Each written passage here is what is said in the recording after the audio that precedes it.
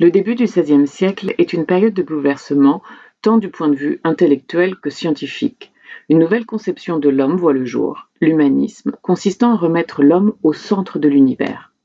Si dans le passé l'art était un projet collectif dont l'objectif principal était de travailler à la gloire de Dieu, les artistes revendiquent progressivement leur identité et signent leurs œuvres. Ils entendent que leur art soit élevé au rang des arts libéraux, comme la grammaire, la rhétorique, la dialectique, l'arithmétique, géométrie, astronomie et musique, c'est-à-dire comme une discipline noble et intellectuelle et non pas mécanique. C'est ainsi que sont valorisées les sciences de la perspective ou de l'anatomie, mais aussi le disegno en tant que dimension intellectuelle de l'art, car conçue dans l'esprit. C'est dans ce contexte que travaillent les deux artistes dont nous allons parler dans cet épisode, Michel-Ange et Raphaël.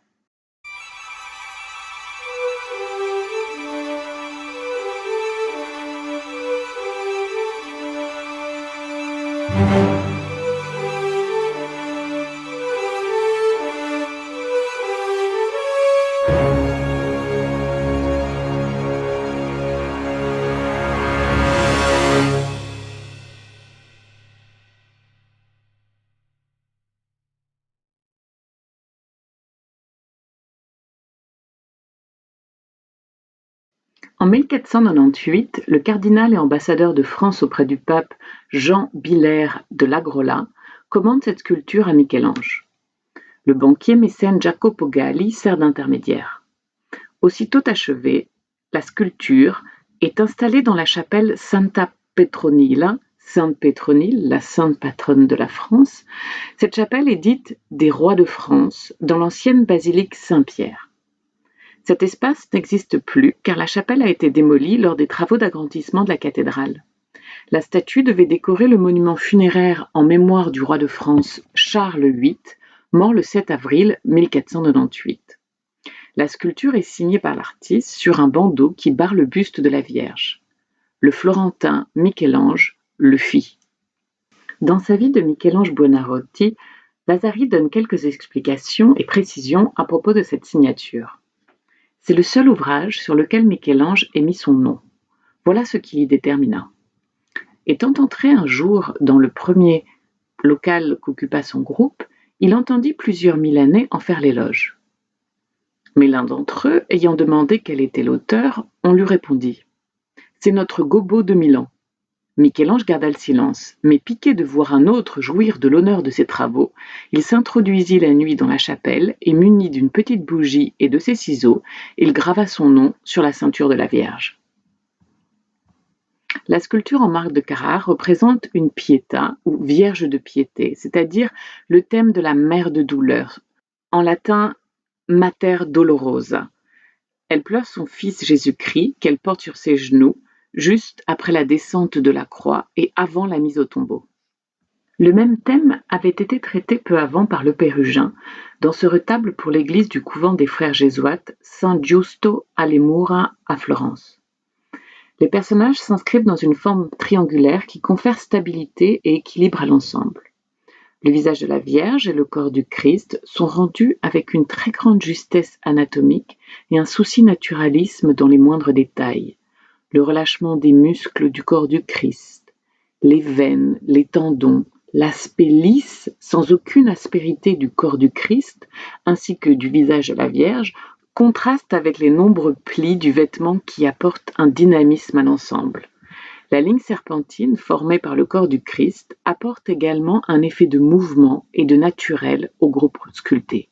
Michel-Ange connaissait peut-être la Pietà Rovella, peinte par Côme Tura vers 1474, que nous avons déjà vue dans un précédent épisode. En effet, certains éléments de composition de la lunette demi-circulaire sont semblables au groupe sculpté. La Vierge y présente son fils, les bras grands ouverts. Son corps suit la même ligne serpentine que dans l'œuvre du Florentin. Un autre parallèle peut être aussi fait avec les plis du vêtement. Néanmoins, plusieurs éléments opposent ces deux œuvres. Dans la première, du peintre Ferrare, les visages des personnages, par exemple, sont empreints d'une grande expressivité qui disparaît complètement dans l'œuvre de Michel-Ange. Malgré le thème censé renvoyer à une terrible douleur, le visage de la Vierge est relativement impassible, ne trahissant aucune souffrance. Elle semble accepter la volonté divine. Par ailleurs, Kumtura représente la Vierge à son âge réel, c'est-à-dire âgée, tandis que la Pietà de marbre est une jeune femme idéalisée. Vasari propose cette explication. Il y a eu cependant des sots qui prétendirent que l'artiste avait donné au visage de la Vierge un trop grand air de jeunesse. Ces ignorants ne savent donc pas que les femmes chastes et pures conservent longtemps les grâces de la jeunesse. Il faut probablement rapprocher plutôt cette beauté juvénile du caractère transcendant de l'œuvre et du concept néoplatonicien selon laquelle les beautés idéales des corps conduisent à l'élévation de l'âme vers Dieu. Vasari insiste dans sa vie de Michel-Ange sur le caractère divin et la beauté divine de cette œuvre. Le Christ mort est d'une beauté inimitable. La charpente du corps, les muscles, les veines, les nerfs, les emmanchements des bras, des genoux, des hanches sont rendus avec une vérité qui tient du prodige. On ne peut concevoir comment il a été possible à un homme de tirer d'un bloc informe de marbre une création que la nature, dans ses plus grands efforts, aurait peine à enfanter. Beauté terrestre des corps humains et spiritualité sont ainsi étroitement liées dans l'œuvre de Michel-Ange. Dès son dévoilement, la sculpture fait l'admiration de tous et amènera à l'artiste florentin de nombreuses nouvelles commandes. Également peintre et architecte, Michel-Ange reçoit une commande pour un tableau de chevalet de forme circulaire connu sous le nom de Tondo Doni. Il est demandé à l'artiste par Angelo Doni, un riche marchand florentin, à l'occasion de son mariage ou d'une naissance. L'œuvre est conçue comme un tableau de dévotion privée. Le thème du tableau est la Sainte Famille. Au centre de la composition, la Vierge Marie, assise sur le sol, dans un mouvement de torsion et flexion du buste, tend les bras pour prendre l'enfant Jésus à Joseph, placé derrière elle, ou selon Vasari, elle le présente à Joseph. Ce dernier est séparé de la Vierge par un muret, derrière lequel se tient aussi, sur la droite de la composition, Saint Jean-Baptiste, une croix dans la main. Comme un écho au regard de la Vierge, il regarde l'enfant Jésus. La composition doit probablement beaucoup au carton de 1501 de Léonard de Vinci que Michel-Ange avait étudié. Il s'agit d'un carton préparatoire pour le célèbre tableau conservé au Louvre, La Vierge, l'Enfant Jésus et Sainte Anne.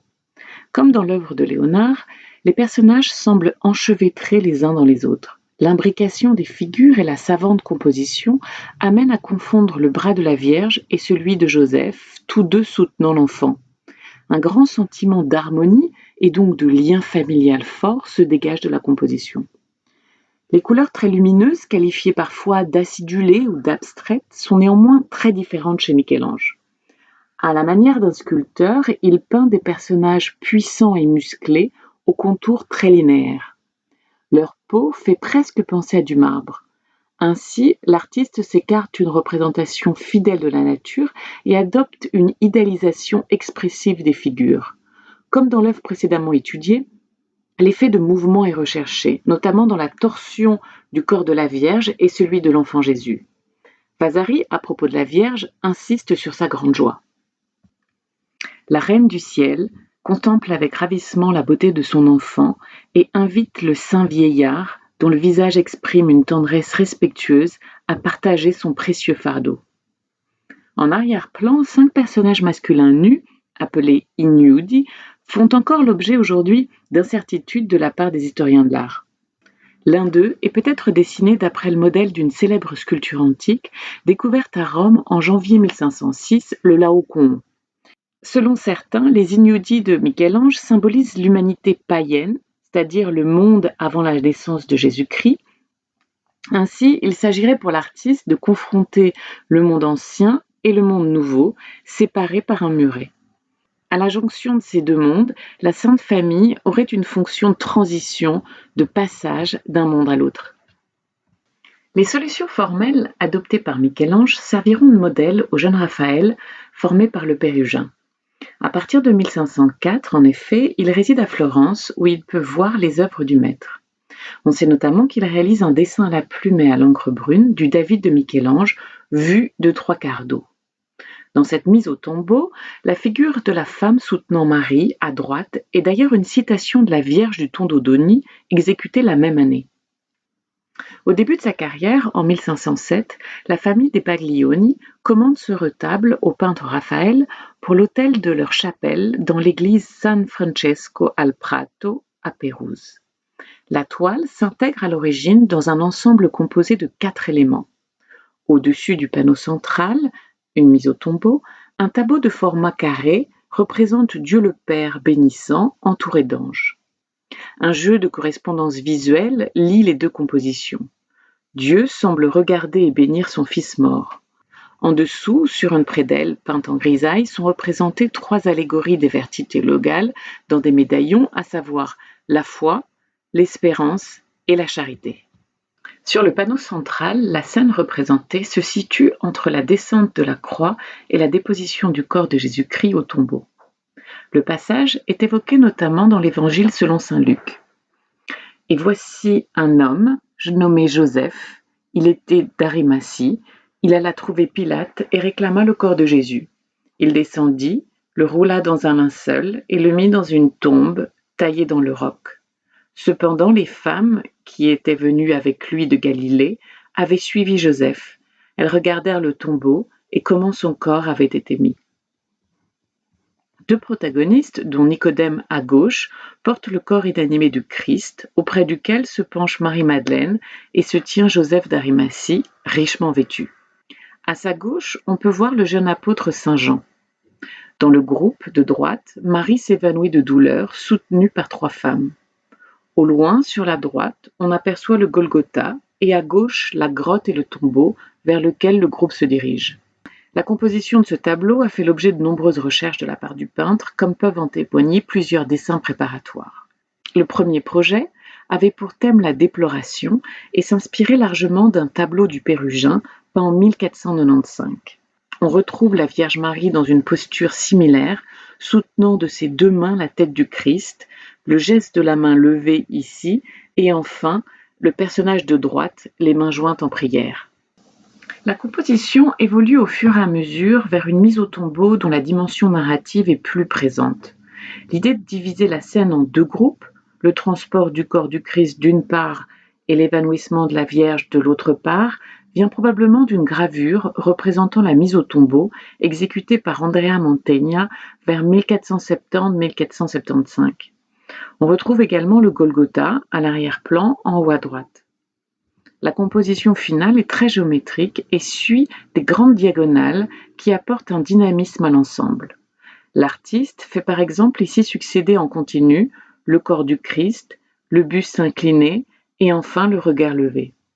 En comparant la toile finale à un dessin préparatoire, on note un changement, le déplacement d'un personnage féminin. Cette modification en cours d'élaboration permet à l'artiste de ménager un espace vide au centre de la composition et ainsi de renforcer l'effet de symétrie et d'équilibre. Un petit arbuste fait office d'axe de symétrie verticale. Comme l'aurait recommandé Alberti et conformément aux principes valorisant l'historia, le peintre représente une variété importante d'expressions renvoyant à des sentiments différents. L'effort des porteurs se lit sur leur visage, tout comme dans leurs attitudes et muscles tendus. La souffrance physique sur le visage du Christ, le regard inquiet de Saint Jean ou encore la compassion de Marie-Madeleine. Raphaël valorise ainsi les affetti, c'est-à-dire les passions, plutôt que l'idéalisation des figures. La grande unité compositionnelle s'accompagne d'une unité chromatique. Les couleurs de Raphaël sont bien différentes de celles de Michel-Ange. Alors que ce dernier utilisait des couleurs essentiellement pour leurs propriétés optiques, d'où cet effet de couleurs acidulées, Raphaël tend vers une unité chromatique de l'ensemble. On ne connaît pas grand-chose à propos des circonstances de la commande de cette Vierge à l'enfant avec saint Jean-Baptiste, dit la Belle Jardinière, composée de 3 planches de peuplier recouvertes par une toile. Les spécialistes situent la toile après la Vierge du Belvédère et la Vierge du Chardonnay, réalisée entre 1505 et 1507. Notre œuvre serait donc réalisée entre 1507 et 1508, juste avant que le peintre ne parte pour Rome. 4 dessins préparatoires pour cette œuvre sont conservés. Raphaël peint la Vierge assise, entourée de l'enfant Jésus qu'elle tient contre elle, et Saint Jean-Baptiste dans un paysage idéalisé. Elle pose un regard tendre et bienveillant sur son fils qui essaye d'attraper le livre qu'elle a sur les genoux. Un jeu de regard relie les personnages entre eux et le peintre insiste sur la grande affection de la mère pour son enfant. Comme Michel-Ange, Raphaël étudie aussi l'œuvre de Léonard de Vinci. Il copie notamment la Joconde ainsi que la Léda, aujourd'hui disparue. On retrouve dans les œuvres de Raphaël, et notamment ici, la même technique picturale du sfumato consistant à flouter légèrement, à rendre vaporeux les contours des figures afin de les intégrer au paysage de l'arrière-plan. Cet effet est obtenu par la superposition de fins glacis transparents. Les visages de l'enfant Jésus et son cousin font penser à des modèles de Léonard. Par ailleurs, sur un dessin préparatoire pour la Belle Jardinière, Jean-Baptiste tient dans ses bras un agneau, comme le Christ le faisait dans la Vierge, l'Enfant Jésus et Sainte Anne. L'agneau est un symbole de la future passion du Christ. Raphaël emprunte également à la peinture du Louvre dans la Madone du Belvédère. La posture de la Vierge ainsi que son vêtement rappellent celle de Léonard.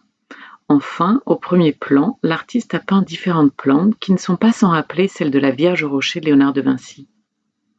Néanmoins, Raphaël préfère une composition d'une grande clarté plutôt que l'imbrication complexe de personnages. La composition de ce tableau est d'une grande simplicité, les 3 personnages s'intégrant dans une forme pyramidale. La palette du peintre est par ailleurs plus claire que celle de Léonard de Vinci et évite les forts contrastes. Comme dans l'œuvre précédente, le souci d'harmonie chromatique et d'intégration des figures au paysage est particulièrement sensible. Souvent qualifié de peintre des grâces par ses contemporains, l'artiste valorise ainsi un art naturel qui fait preuve de sprezzatura, c'est-à-dire une impression de naturel et de simplicité, selon un concept développé par Balthazar Castiglione dans le livre du courtisan. Le pape Jules II, qui entendait rendre à Rome sa splendeur passée, appelle Michel-Ange à son service en 1505. Il le charge notamment de peindre la fresque du plafond de la chapelle Sixtine, tâche qui occupera l'artiste en 1508 et 1512. Cette chapelle, au cœur du Vatican, avait été construite par le pape Six VI entre 1477 et 1483. Michel-Ange réalise les motifs et figures de la fresque dans un premier temps sur des cartons qu'il transfère ensuite sur le mur grâce à la technique du poncif. Ce procédé consiste à souffler de la poudre de charbon à travers des trous réalisés dans le carton, marquant ainsi le tracé à suivre. À la lumière rasante, on peut apercevoir ces points. Avec l'aide de théologiens de la cour du pape, le peintre conçoit 9 scènes de la Genèse au centre de la voûte. La séparation de la lumière avec les ténèbres, ou alors la création du monde, la création des planètes, le soleil, la lune et la terre, la séparation des eaux et des terres, la création d'Adam, la création d'Ève, elle sort de la côte d'Adam endormie, la tentation et expulsion du paradis terrestre, le sacrifice de Noé, le déluge et l'ivresse de Noé.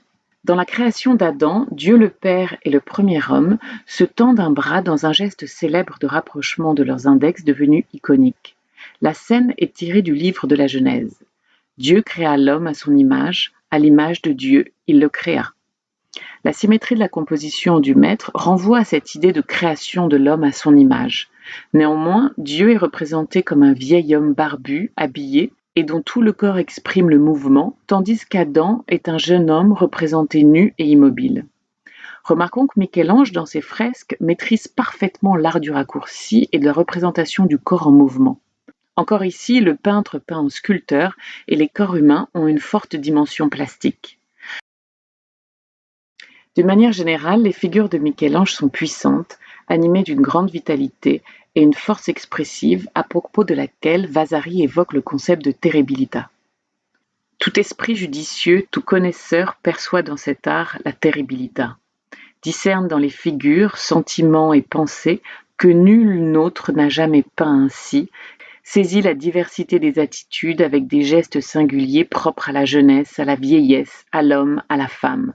À qui pourrait échapper l'effet effrayant de cet art mêlé à une grâce naturelle? Il fait battre le cœur des ignorants aussi bien que des gens avertis. Autour de la partie centrale, Michel-Ange peint des prophètes et des sibylles.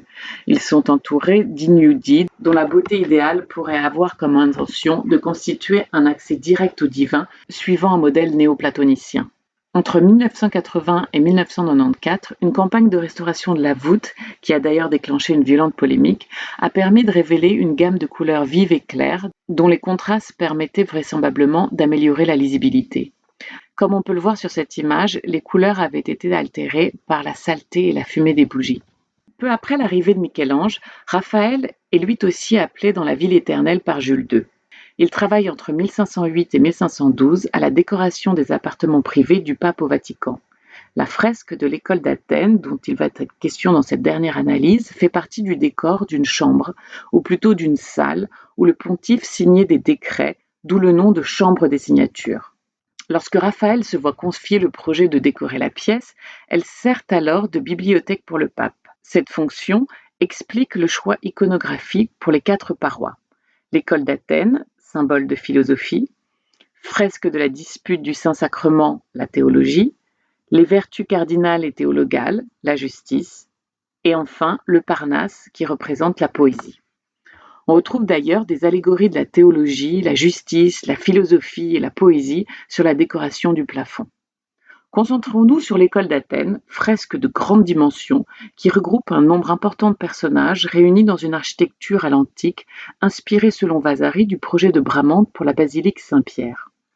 Cette architecture permet de créer une perspective complexe dans laquelle s'inscrivent les personnages.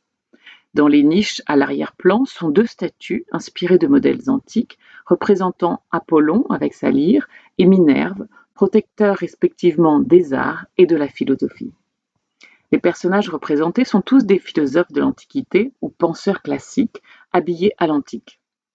Encore une fois, ils sont peints par l'artiste avec un souci de variété et une recherche d'individualisation, dans les costumes par exemple, mais aussi dans les expressions. Au premier plan sur la gauche, le groupe des théoriciens est composé d'Épicure, coiffé d'une couronne de pampre, Pythagore, en train d'écrire, probablement en lien avec la figure sur la doise noire à ses pieds, et Averroès avec un turban blanc. Héraclite, un peu à l'écart du groupe, est accoudé sur un bloc de marbre. Dans le carton préparatoire, cette figure était absente. De la vie générale, il est figuré sous les traits de Michel-Ange. Au premier plan sur la droite, un autre groupe, les empiristes, est composé d'Euryclide, penché sur le sol et muni d'un compas. Apparemment, il aurait été représenté sous les traits de Bramante selon certains historiens de l'art. On voit aussi Ptolémée, le globe terrestre à la main, et enfin, un autoportrait de Raphaël muni d'un béret noir et regardant le spectateur, qui ne figurait également pas sur le carton préparatoire. Au second plan, au centre de la composition, en haut des marches, se tiennent Platon et Aristote. Platon tient dans ses mains le Timée et Aristote son Éthique. Tandis que le premier lève l'index vers le ciel, le second pose la paume de la main vers le sol. Il a souvent été écrit que Platon est peint sous les traits de Léonard de Vinci. Daniel Arras a remis en cause cette hypothèse. Il pense que le modèle pour représenter Platon est plutôt une gravure du philosophe, qui d'ailleurs était censé plutôt représenter Aristote. Il explique en effet que Léonard, qui a alors 56 ans et rencontre Raphaël 10 ans plus tôt, ne portait certainement pas alors de longues barbes blanches. Par ailleurs, il pose une question intéressante. Si Platon est figuré sous les traits de Léonard, pourquoi n'en est-il rien d'Aristote ? Néanmoins, les figures de Raphaël et de Michel-Ange font plus ou moins consensus parmi les spécialistes. Comment expliquer cette présence d'artistes contemporains dans cette fresque ? L'historien de l'art André Chastel proposait une explication relative au statut des artistes et à leur désir de voir leur pratique reconnue comme un art libéral plutôt que mécanique. Je cite l'historien de l'art. Les arts plastiques sont élevés au rang des arts libéraux. Raphaël exprime ainsi la conception propre à la Renaissance de l'activité artistique comprise comme chose de l'esprit, comme recherche de l'idée et non comme simple traduction des formes visibles. L'art de Michel-Ange poursuit la recherche d'un idéal et s'intéresse à l'intensité des passions de ses personnages, peints ou sculptés. Il en résulte des œuvres fortes, empreintes de pathétisme. Raphaël, au contraire, synthétise des manières pour un rendu d'une grande douceur et simplicité. Le théoricien Ludovico Dolce parle en effet d'un peintre simple, en opposition à l'art difficile de Michel-Ange. On peut encore ici évoquer la sprezzatura, consistant en matière picturale à donner l'impression que les tableaux ont été réalisés avec une grande facilité. Giorgio Vasari évoque dans ses vies la facilité d'invention du peintre des Grâces. Chacun à leur façon et probablement dans un rapport d'émulation réciproque, ces deux artistes ont développé un art moderne qui servira d'exemple et de modèle aux générations suivantes.